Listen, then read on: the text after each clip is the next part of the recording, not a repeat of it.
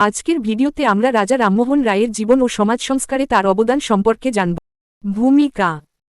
আধুনিক ভারতের নবজাগরণের অগ্রদূত ছিলেন রাজা রামমোহন রায়। তিনি একজন মহান সমাজ সংস্কারক, শিক্ষাবিদ ও চিন্তাবিদ ছিলেন। সমাজের কুসংস্কার ও অন্ধবিশ্বাস দূর করার জন্য তিনি কাজ করেন। সতীদাহ প্রথা বিলোপে তার অবদান বিশেষভাবে স্মরণীয়। তাই তাকে আধুনিক ভারতের জনক বলা হয়। জন্ম ও পরিচয়। রাজা রামমোহন রায় ১৭৭২ সালের ২২ মে হুগলি জেলার রাধানগর গ্রামে জন্মগ্রহণ করেন।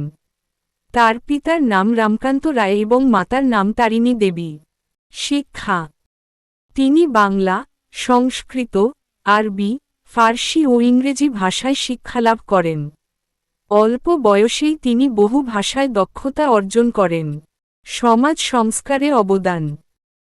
তিনি সমাজের নানা কুসংস্কার ও অন্ধবিশ্বাসের বিরুদ্ধে আন্দোলন করেন।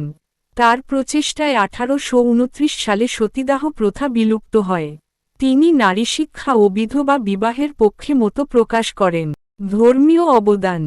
তিনি ১৮২৮ সালে ব্রাহ্ম সমাজ প্রতিষ্ঠা করেন।